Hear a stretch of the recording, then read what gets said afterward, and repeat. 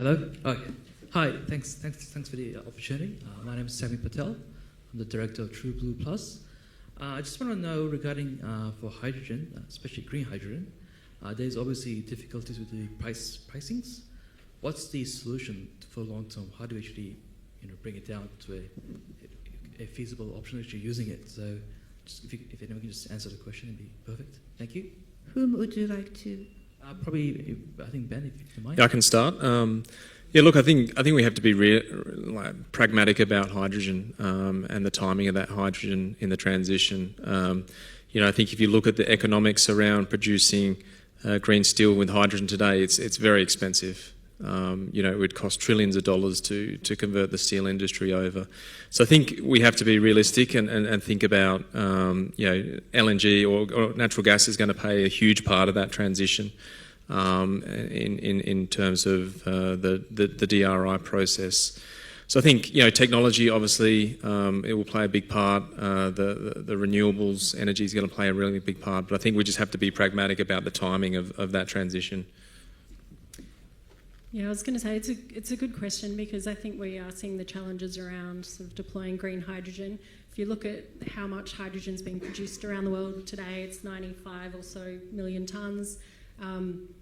Less than 1% of that is low carbon hydrogen, and of that 1%, 95% is blue hydrogen, so natural gas with CCS. Now, that's a more mature pathway. There's projects that have been operating for years and years now. It's a much lower cost pathway. So I think there's a strong case for Australia to start broadening its focus in terms of a hydrogen strategy, still including, of course, green hydrogen, but also looking at early opportunities around blue hydrogen, so natural gas with CCS. It's bringing together, what is really our skill set, I think, in terms of our capacity around CCS, but also our natural gas resources. Just a final observation from me.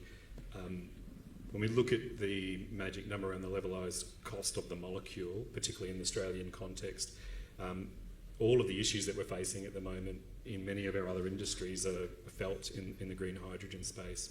If we want to do this, we need to do it at scale in order to make the economics work.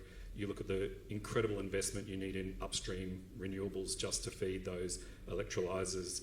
You then look at the cost of developing those electrolysers. You then look at the port projects and infrastructure that's needed to ship that hydrogen. When you add each of those elements together, you're talking about multi-billions of dollars of project on project risk. And when we're seeing all the issues with supply chains, with labour costs, with environmental and other delays, that's just making it so much more challenging in the Australian context. And that's why I think the headwinds have really started to blunt that, and I agree with Samantha. If we can think differently about what hydrogen means for us and play to our strengths in the industries where we're already developing the infrastructure that can help support that, that might help us find a pathway to that ultimate nirvana of green hydrogen. Thank you very much for all the panelists and the audience who made a wonderful question.